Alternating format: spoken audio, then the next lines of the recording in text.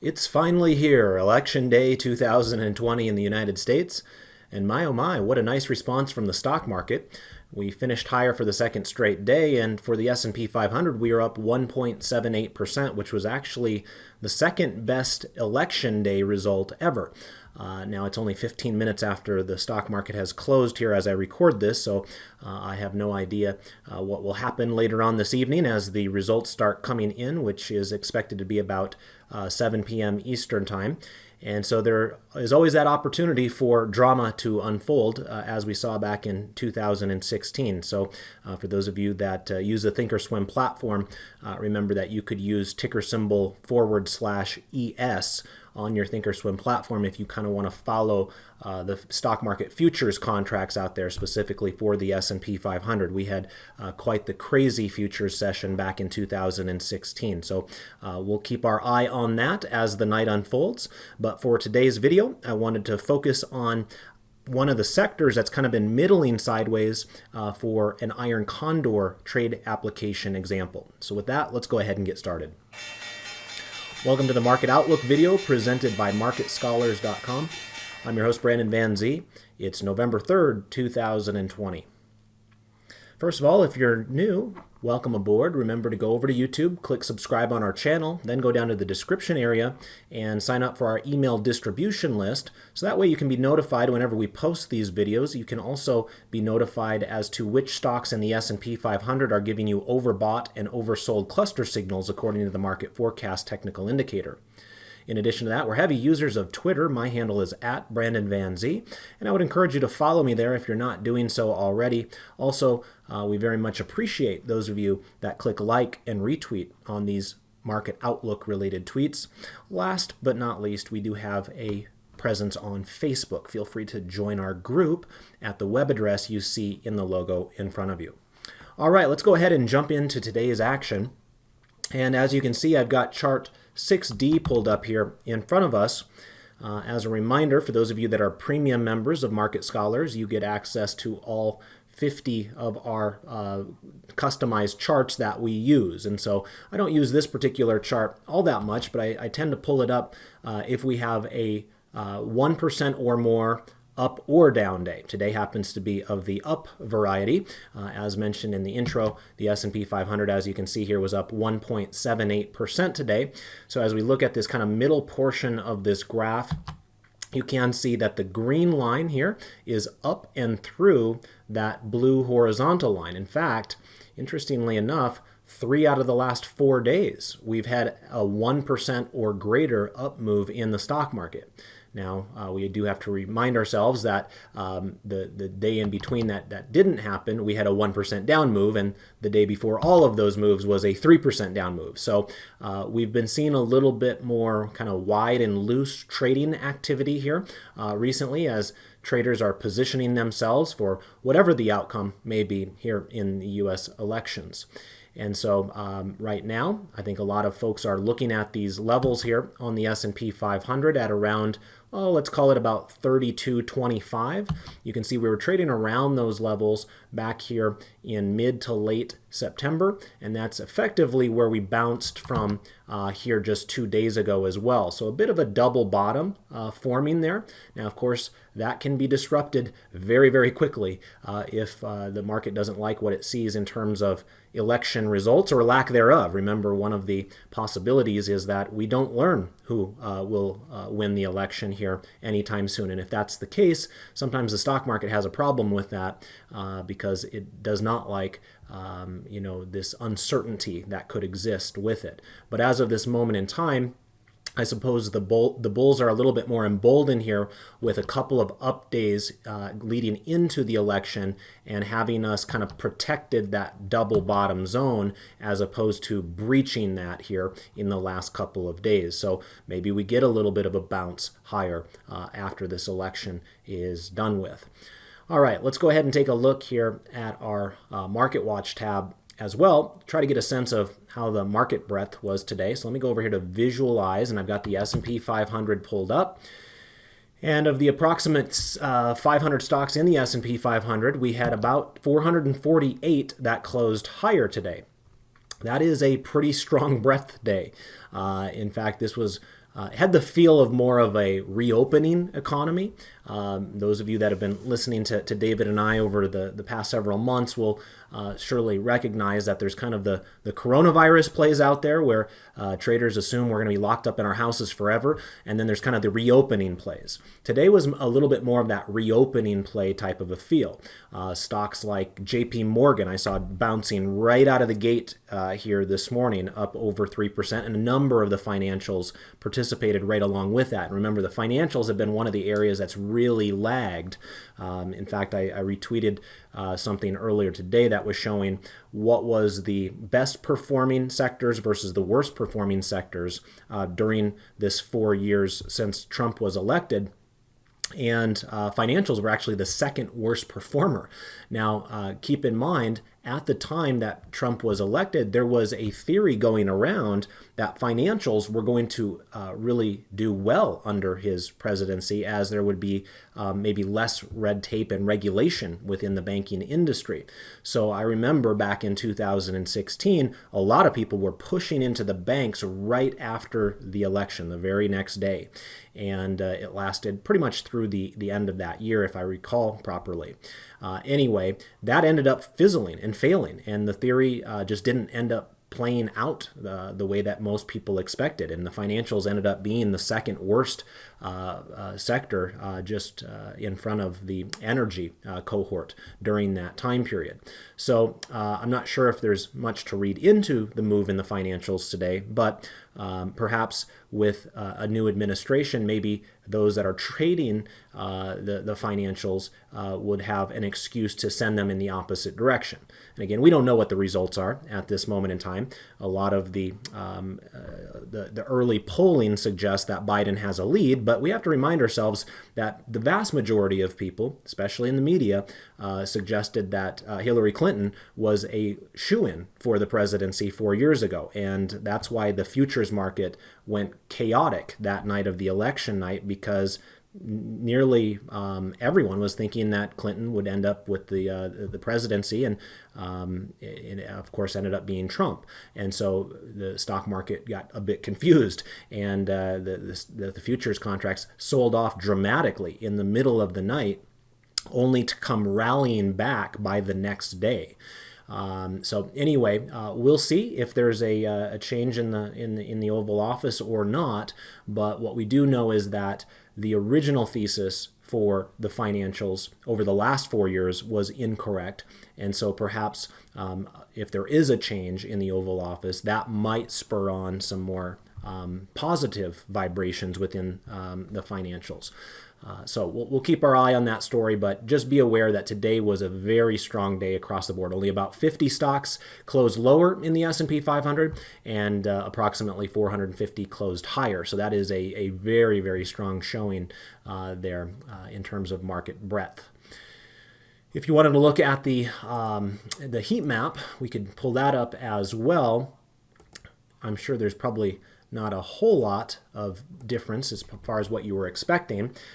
You can see it was a sea of green today, lots and lots and lots of positive moves today. Now there is one red box that stands out more than others, and that's PayPal right here. One of the more interesting storylines of today's trading was Ant Financial Group out of China, which was expected to become one of the world's largest IPOs in history, got a notice here today suggesting that they needed to suspend their progress towards that IPO. And that was about to happen here within just the next few weeks. And so I think that there was a little bit of a sell-off in that fintech space. And even here in the United States, we have stocks like PayPal that struggled. Now, PayPal is a massive organization. I don't think a lot of people realize just how successful they've become. As I hover my mouse over PayPal here, you'll notice in the blue box there that it says its market cap is $210 billion. Think about that for a second. I think a lot of people still think of PayPal as the service you use to pay for your Beanie Babies auction that you won off of eBay, right? They used to be a combined company. Well, these days, eBay, in terms of market cap, is a bit of an afterthought compared to the company that was spun off from them, which is PayPal. So anyway, that's become a very influential growth fintech type of a stock here over the years, and today it suffered pretty dramatically, down 4%. Otherwise, like I said, there's pretty much green across the board in nearly every segment of the market. We did have a little bit of selling down here in the energy patch. Once again, what else is new, right? So there was maybe a little bit of weakness in energy, but otherwise, vast majority of the other sectors we had positive performance. All right, let's take a look at a few normal charts here now, or traditional charts. Let me pull up the chart 4B. Because there are a few things that I want to share with you here today in regards to some changes that we've seen, right? There are plenty of times we come into these presentations and we pretty much see the exact same thing that we saw the day before or 2 days before, what have you. But every so often we see some changes that we always like to point out to you to make sure that you're aware of it, which is hopefully why many of you watch these videos every single day, so that way you're not missing a beat and you're not caught by surprise as to what is happening in the markets around you. So the things that were interesting here today that were of change were the Dow Jones and the Russell 2000 both flipped back to a bullish posture. So here we go into election night, where we literally have not only a split decision right down the middle of the United States in terms of who do they want in the White House, but we have a split decision right down the middle of our financial markets as well.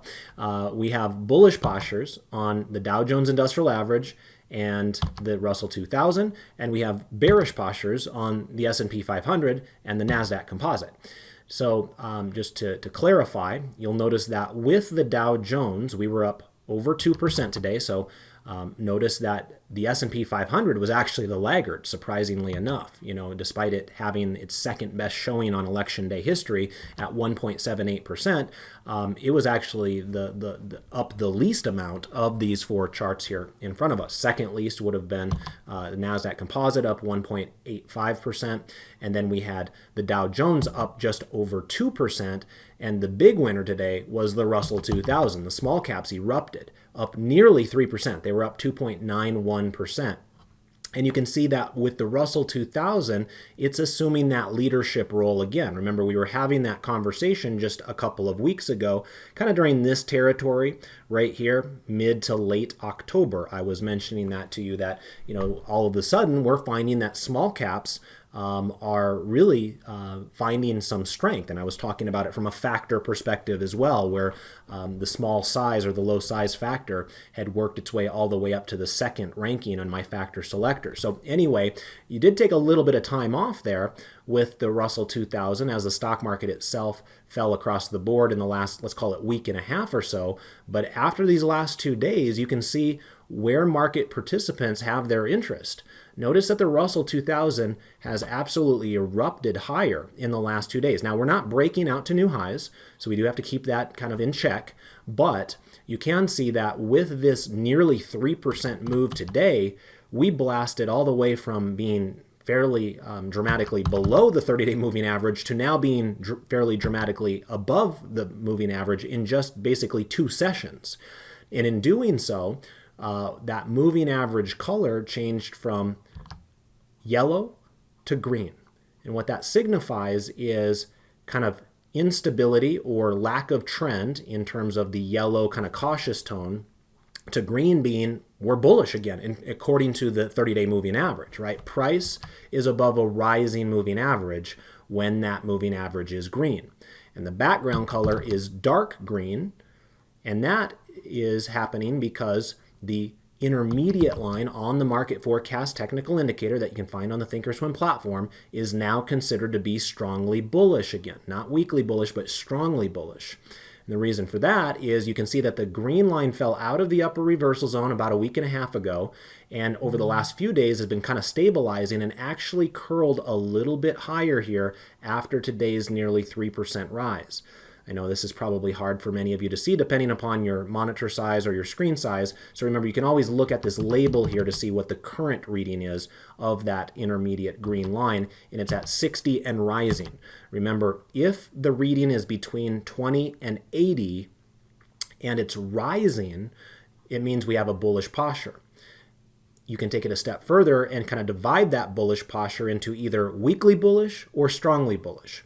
And if the green line is between 50 and 80 and rising, as it is right now with the Russell 2000, we consider that to be strongly bullish. Now, that is in comparison to the Dow Jones Industrial Average. Notice that the background color of the Dow Jones Industrial Average is a light green color. It's not this dark green like we see down here with the Russell 2000, light green. It was dark green back here for the Russell 2000, kind of in the beginning to middle of October, but then it kind of started stumbling a bit. So it's working its way back into favor, and with the last 2 days of rally that we've seen, we've emerged from having a strongly bearish posture, that's what that dark pink background color is telling us, to what is now this light green color, which suggests we have a weakly bullish posture. Now again, if you read the label, you'll understand why. You'll notice that it says that the intermediate line is at 20.54 and rising. So we just barely got into what we would consider to be weakly bullish territory here, in other words. Because remember, if this number was below 20, in other words, in the lower reversal zone here, we would still consider that to be strongly bearish. But because we had enough of a oomph here with the Dow Jones up over 2% today, it was enough to pull that green line higher, just enough to emerge out of the lower reversal zone on the other side of 20. And since that line is now rising, we consider that to be weakly bullish. Now notice the difference between this candle and this candle down below. First of all, you're noticing the size, and I've already stated that the Russell 2000 was a much bigger mover today, up nearly 3%, as opposed to the Dow Jones that was approximately 2%. But you'll also notice the placement of the candles, which is important. I mentioned how we went from being below the moving average to way above the moving average on the Russell 2000 in just 2 trading sessions. The Dow Jones had sold off much more aggressively prior to this move. So in order for it to get back to its moving average, it's going to have to make a much bigger effort. And while it was a noble effort, it just wasn't big enough to kind of be thought of the same way that we are thinking of the Russell 2000 right now. After its big launch higher, after it hit a 3-month low here just 2 days ago, it did go up a lot, but you can see that we are still below the moving average at this moment in time on the chart. Again, notice down below the Russell 2000, way above the moving average. So of the two, I hope it's clear to the vast majority of you that are viewing this that of those 2 charts, it is the Russell 2000 that looks much stronger if you're looking to be bullish. Obviously, if you're looking to be bearish, then you have a different mindset. But we have a yellow moving average on the Dow Jones. Interestingly enough, the moving average is going up right now, but price is below it. So again, kind of that cautionary color of yellow there, and then the light green background color suggesting weakly bullish posture as opposed to strongly bullish. So sometimes it's really hard to determine where we have leadership and where we don't. Right now, it's fairly clear that it's the Russell 2000 that is the strongest chart on the board. In terms of the other 2 over here, the S&P 500 and the NASDAQ Composite, both of those are still considered to have strongly bearish postures. Both of them have 30-day moving averages that are rising, and their prices are currently below them, so that's why the moving averages in those cases are yellow, somewhat similar to the concept that I just mentioned with the Dow Jones Industrial Average. So takeaway is we have mixed results in the stock market as we head into election night here in the United States. But if you are looking for a clear leader within the major stock market categories in the United States, it is the small caps right now. They are leading very clearly to my eye compared to these other 3 charts that are on the board. Let's go ahead and take a look now at our 3 green arrows setup, and this will be chart 4D. And in this particular case, we actually have 3 out of the 4 charts with 3 red arrows at this moment in time. The only exception to that is the Russell 2000. You'll notice the Russell 2000 actually has 2 out of the 3 arrows green at this moment in time. They have a green arrow on the 30-day moving average as price closed above that moving average. We also saw a green arrow emerge out of the stochastic, telling us that, hey, we've seen a little bit of a switch here where market participants are closing the candles of the Russell 2000 at the upper half of their price ranges, and that makes sense. The last 2 days we closed nearly at the highs of the sessions. So we do have a green arrow coming back in the stochastics there as well.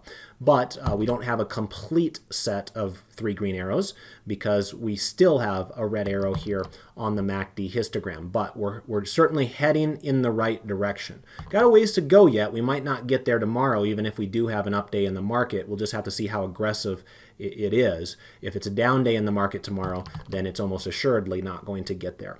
But sometimes we see these where they're really, really close to the 0 line on the MACD histogram. This one's not all that close, somewhat surprisingly. So it might take a couple of bullish days in front of us before we can make the claim that we have 3 green arrows yet again on the Russell 2000. But the others, we actually have 3 red arrows. In other words, there's more bearish trend trading characteristics than bullish ones on those other 3 charts. All right, let's go ahead and take a look at our longer term view now. And this is our 1040 crossover method.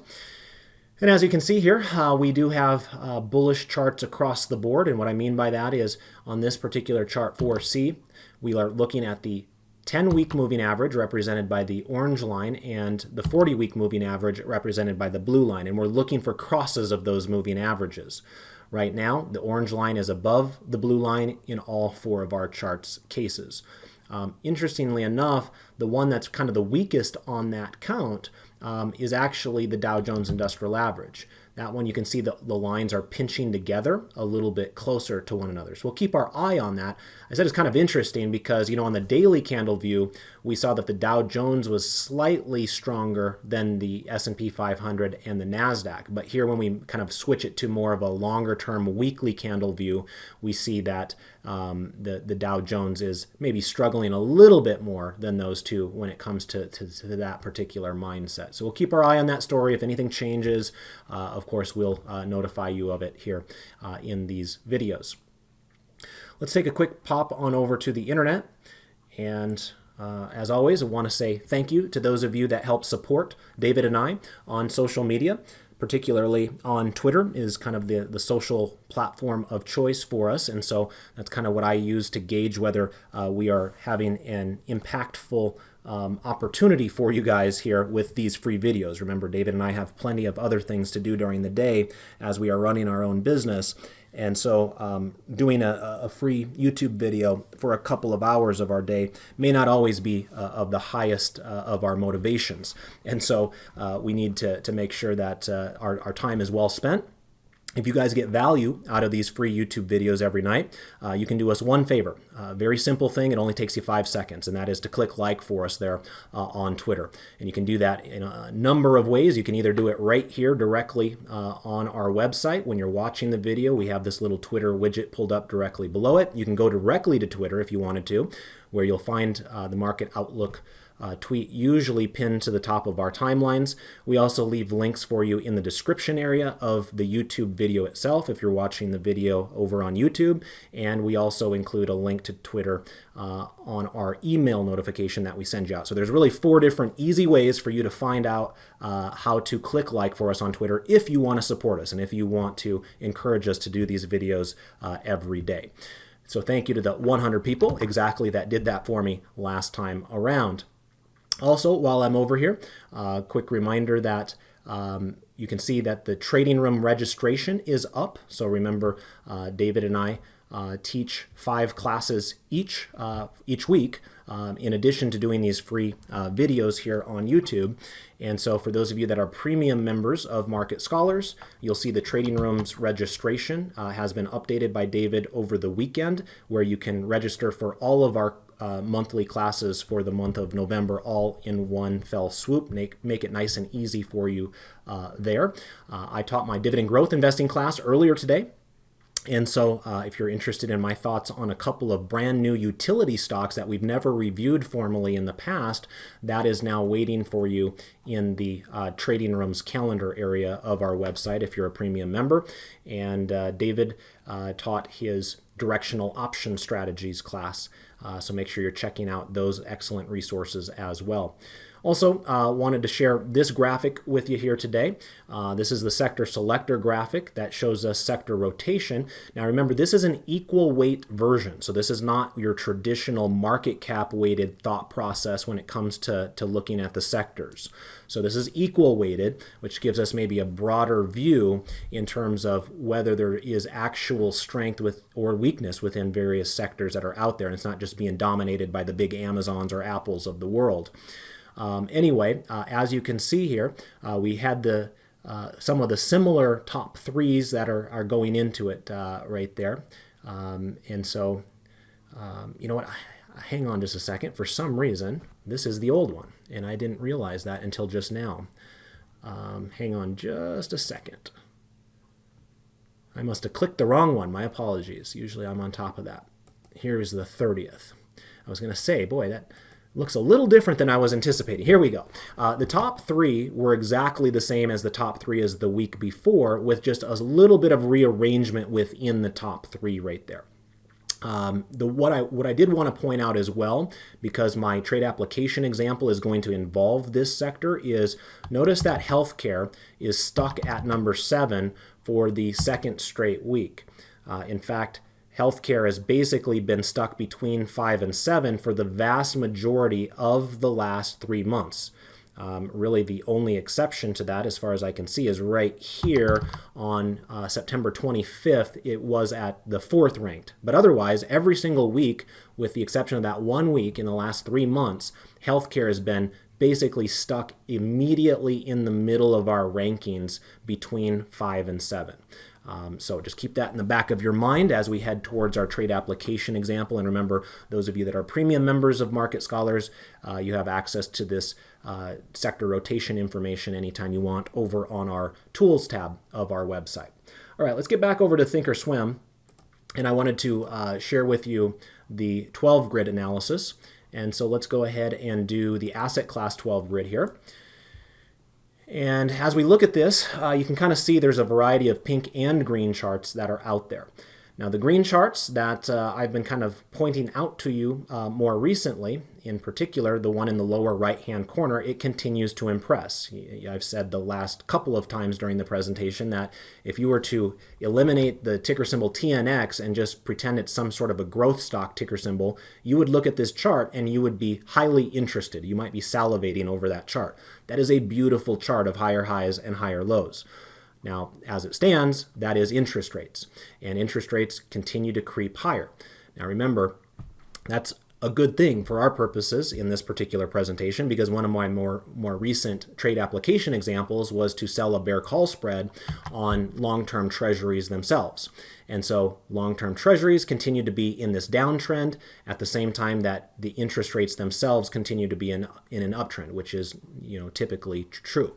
Now, we do have to be careful there. We don't want to run a victory parade at this moment in time, because treasuries do have the ability to move very aggressively on an election night or into any unknown circumstance. So at this moment in time, before knowing what's going to happen with the election, it does appear that continues to be in a strong downtrend with a strongly bearish posture, and we'll continue to check in on that after the election results are known in the weeks to come. But right now, path of least resistance continues to be to the downside for U.S. government bonds. The U.S. dollar does have a strongly bullish posture. However, its chart is not nearly as stubbornly strong as what we see with interest rates themselves. You'll notice that the UUP, which is an ETF that you can use to track the U.S. dollar versus a basket of other foreign securities or currencies, you can see that particular chart did close below its moving average today. So a bit of a mixed signal there, where the dollar was down today, but the posture remains strongly bullish.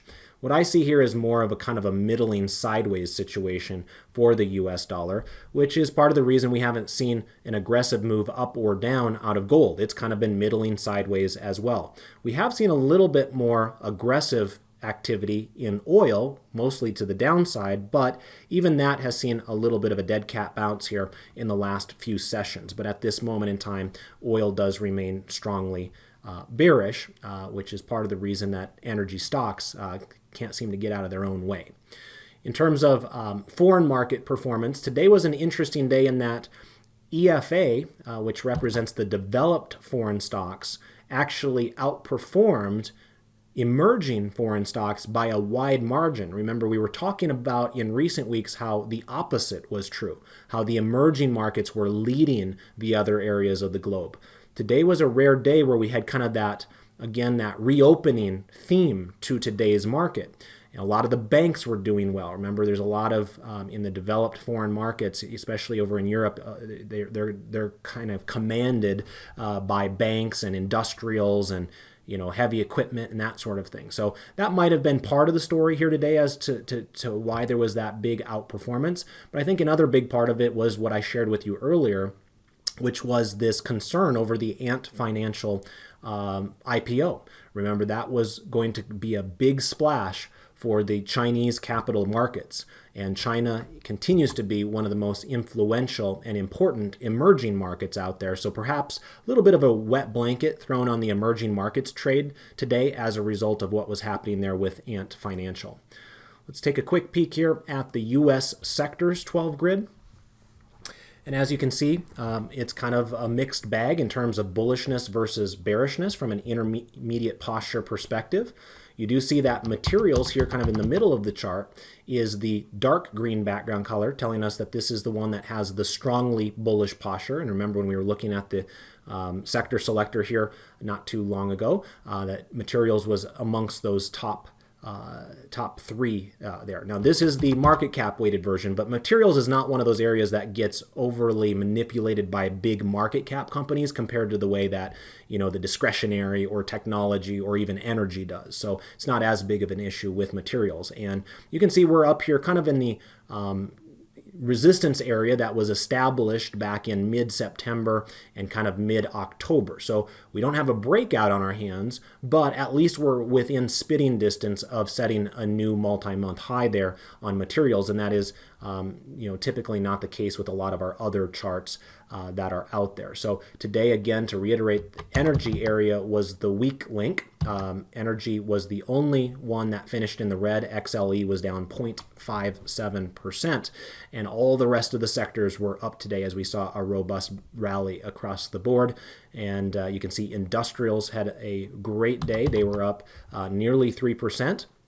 And you can also see that financials were up over 2% with stocks like JP Morgan that I mentioned before doing quite well. I also noticed that Caterpillar from the industrial space is doing well. I kind of retweeted something from David Keller earlier today about that. And he was notating the nice bounce up and off of some of those moving averages here recently. So Caterpillar up nearly 3% today and still forming those higher highs and higher lows there, kind of helping out in the industrial space.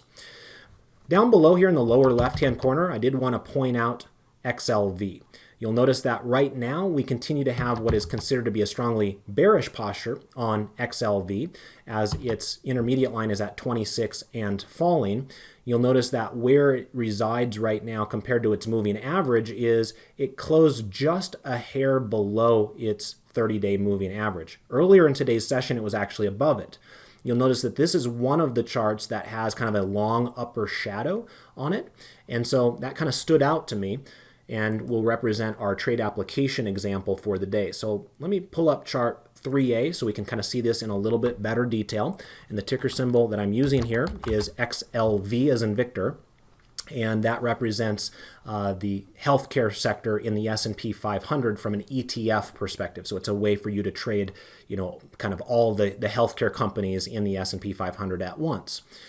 And remember, I've already done this trade, so the way that I do these market outlook trade applications is I do the trade in the normal market session. So I did today's trade about a half an hour before the market closed, and then I took a screenshot of all the details and sent out the strike prices and the fill prices and all that stuff to our premium members. So again, another perk for those of you that are premium members of Market Scholars, you'll get an opportunity to review these trades prior to the market closing. Everybody else that's just watching the free YouTube version of the video later that night will then have to contemplate the trades and not get an opportunity to put them in until the next morning when prices may have changed by then.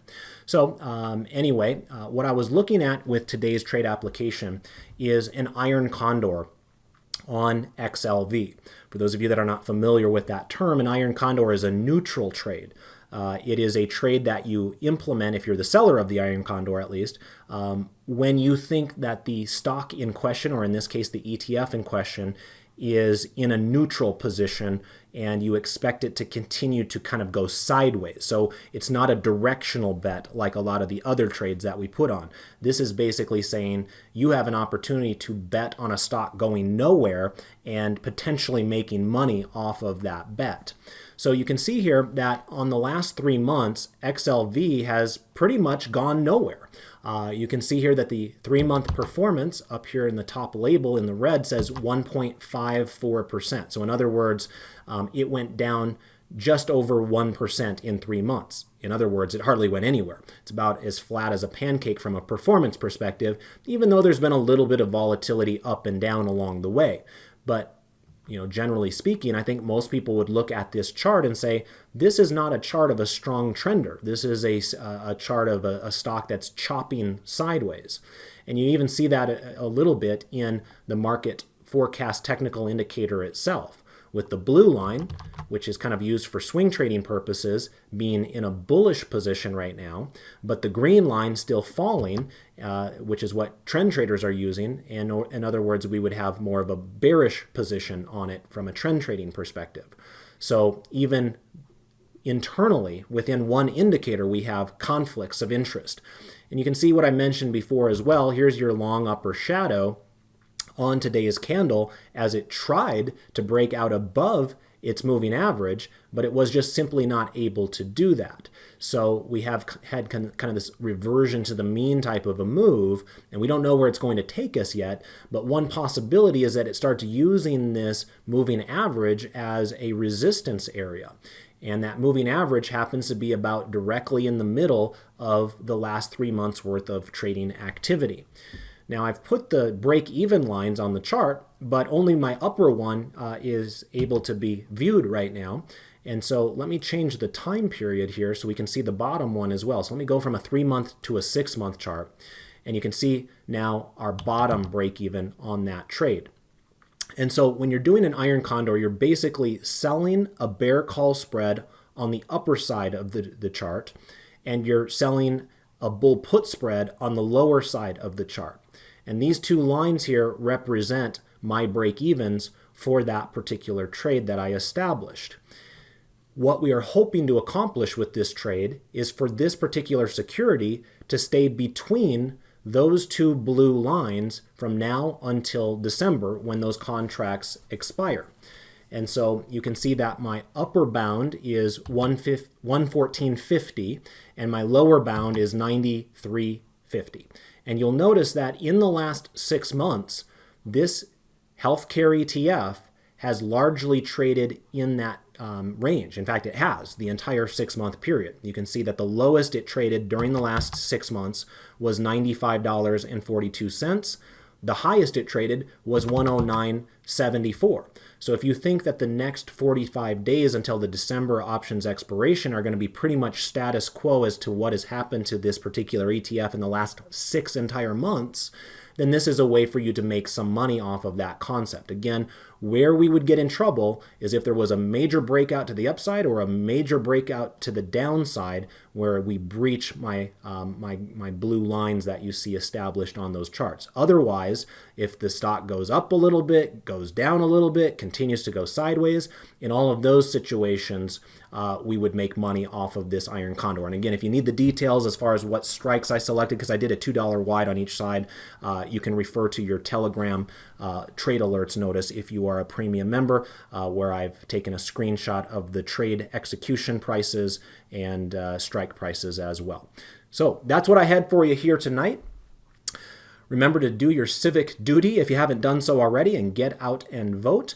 And tonight should be an interesting one to flip on cable TV and see the election results come in. And as I mentioned before, follow along on your Thinkorswim platform using ticker symbol /ES, which will bring up the S&P 500 E-mini futures. And that way we can kind of get a sense as to what the stock market is thinking about the election results as they come in. So that way you kind of know maybe what to expect when tomorrow's stock market open approaches.